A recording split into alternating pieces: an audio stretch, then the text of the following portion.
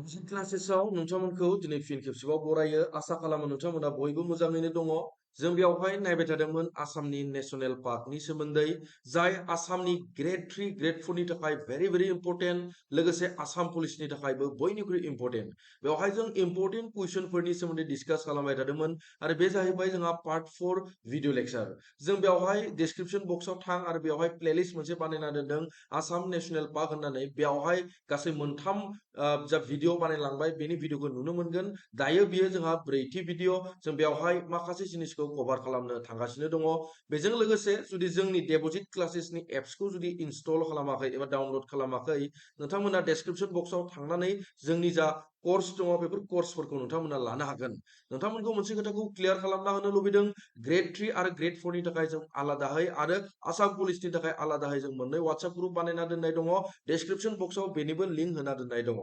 बेजों लोगोसे आसाम पुलिसनि थाखाय जों फ्रि अफ कस्टआव माखासे किसुमान बुस्थुफोरखौ नोंथांमोननि थाखाय लाना फैदों आरो बे जाहैबाय अनलाइन टेस्ट सिरिज आरो बे जाहैबाय आरो जोंहा ADRE 2.0 नि थाखाय थामहिनबा ग्रेड 3 ग्रेड 4 नि थाखायबो अनलाइन टेस्ट सिरिज लानानै फैदों टपिक वाइज थागोन साबजेक्ट वाइज थागोन बेवहाय मक टेस्टखौ नोंथांमोना बेवहाय जोंनि जा डेबजिट क्लासेस एप दङ बेवहाय होनो हागोन थ' नोंथांमोनखौ जों बुंनो नागिरो बेवहाय जे आसामनि नेशनेल पार्कनि सोमोन्दै जों फरायबाय सेथिखौ फरायबाय नैथि फरायबाय थामथि फरायबाय अके थ' जों दिनै बेवहाय ब्रैथि नेशनेल पार्कनि सोमोन्दै जों फरायगोन थामहिनबा जों बेवहाय दिब्रु सयखआ नेशनेल पार्कनि सोमोन्दै जों क्लियार खालामगोन आसा खालामो नोंथांमोना भिडिअखौ नायनानै मोजां नांदों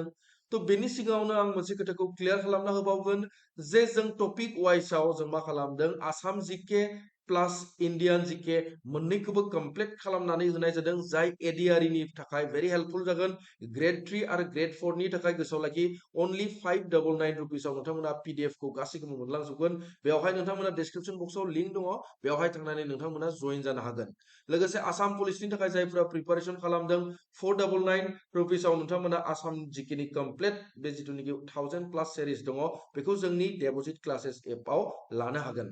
थ' काजिरङा नेशनेल पार्कनि सोमोन्दै जों फरायबाय अलरेडि थ' बेवहाय इम्पर्टेन्ट मोनसे आपडेट खालामनानै होगोन आं बेवहाय जों नोंथांमोना जुदि ADRE नि कुइसनखौ दाखालिहाय जा एनालाइसिस खालामदोंमोन बेखौ जुदि नायदोंब्ला अब्ला नोंथाङा मोनथिगोन जे बेवहाय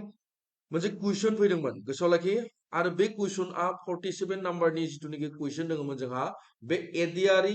2022 जा डिग्रीनि पेपार आं एनालाइसिस खालामनानै होदोंमोन बै पेपाराव नोंथांमोना मोनगोन बेखौ नोंथांमोना जुदि भिडिअखौ नायाखैब्ला खेबसे नायनानै लाहैथां आरो बेवहाय क्लियारलि मोनसे कुइसन फैनायखौ जों नुनो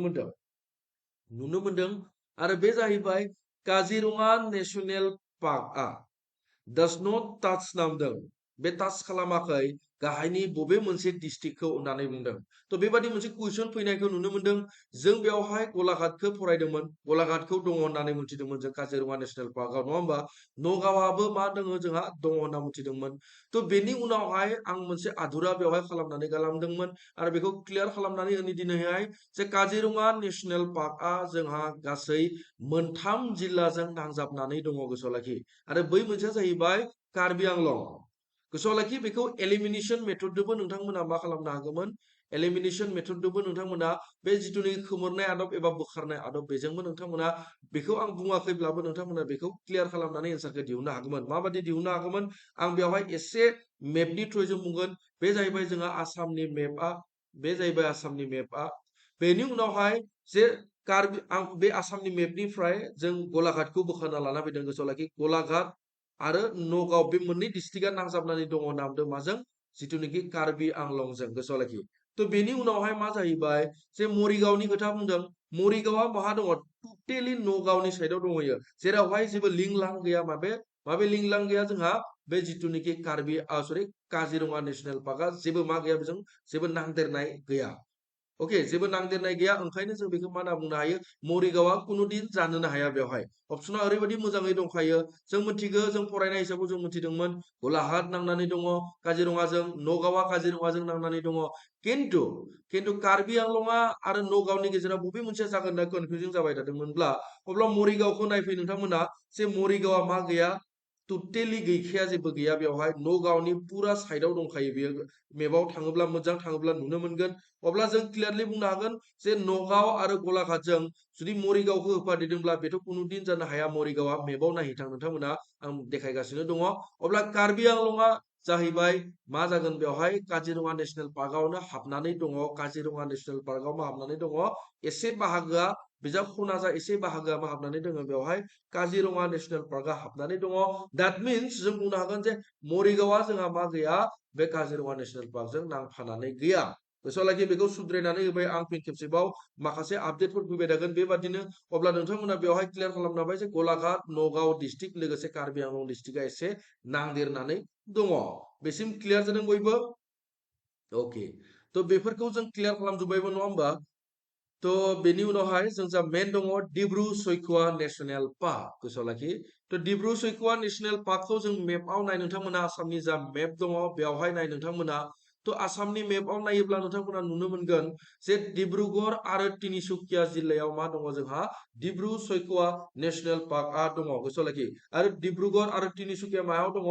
बै साइडआव दङ एकदम गोजौथाराव दङ जोंहा तिनिसुकिया आरो डिब्रुगड़आ मायाव दङ बेनि एसे खाथियाव दङ थ' अब्ला जों मा होनना बुंनो हायो आपार आसामाव गोलैना दङ नङा होमबा डिब्रु आरो सयखआ थ' बेखौ बोखावनानै आं लाना फैदों बेवहाय नोंथांमोना तिनिसुकिया डिस्ट्रिक्टखौ नायदों नोंथांमोना बे तिनिसुकिया आरो बे डिब्रुगड़ बेवहाय हाबनानै दङ जोंहा माबे जिथुनिखि डिब्रु सयखआ नेशनेल पार्कआ गोसोआव लाखिबानो जाबाय बेनि उनावहाय बे नेशनेल पार्क हिसाबै माला मोनथिदोंमोन होनना बुंदों 1999 आव गोसोआव लाखि माब्ला 1999 आव थ' माखासे जायगायाव डाटाफोरखौ सोलाय सोल' नुनो हानाय हानि कालिफोरखौ जों बेवहाय मेनसन खालामदों 350 स्क्वायर किल'मिटार गोसोआव लाखि बेखिनिया जाहैबाय क्लियारमोन जोंहा बेनि उनावहाय व्हाइट विं उड डाक गोसोआव लाखि देवहा होननानै बुङो जायखौ हारसायाव थ' बे देवहाखौ मा बे हांसोखौ माखौ मोनो होनना बुंदों बेवहाय डिब्रु सयखआ नेशनेल पार्कआव गोसोआव लाखिबानो जाबाय बियो क्लियार जादों बियो बेनि उनावहाय मा मोनबावो बेवहाय वाइल्ड हर्सखौबो मोननाय जायो होननानै बेवहाय क्लियारलि मेनसन खालामना होदों आं थ' बे जाहैबाय जोंहा बनरिया जिथुनिखि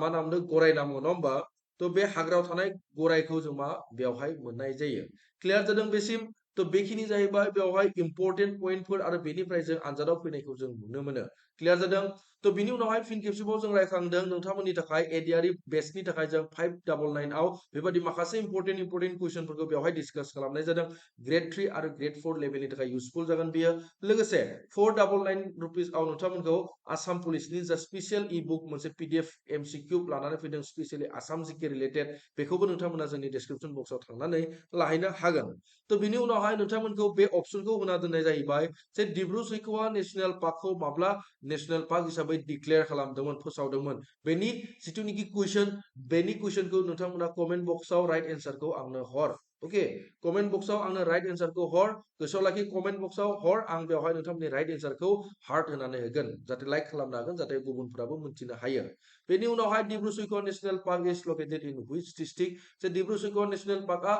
जे आसामनि बबे डिस्ट्रिक्टआव मा होनो गोलैनानै दङ बेनिबो नोंथांमोना जिथुनिखि कारेक्ट एन्सार आंनो बे कमेन्ट बक्सआव कमेन्ट खालामनानै हरबानो जाबाय आसा खालामो भिडिअखौ नोंथांमोना बयबो बुजिलांदों एबा बुजिनो हादों नोंथांमोना बेसिम क्लियार जादोंब्ला आं बेवहाय नेक्स्ट पार्टआव नोंथांमोनखौ क्लियार खालामनानै होगोन जे पार्ट 5 भिडिअ लेक्चार लाबोगासिनो दङ आरोबाव नेशनेल पार्कनि सोमोन्दै नेक्स्ट नेशनेल पार्कआ जागोन जोंहा अरां नेशनेल पार्कनि सोमोन्दै जों बेवहाय क्लियार खालामगोन आइ हप बेसिम क्लियार जादों थ' भिडिअखौ जोबथासिम नायनायनि थाखाय नोंथांमोनखौ रोजा रोजा साबायखर बावो फिन खेबसेबाव लोगो मोनफिनलायगोन मोनसे गोदान भिडिअजों दिनैनि थाखाय एसेनोसै गोजोन्थों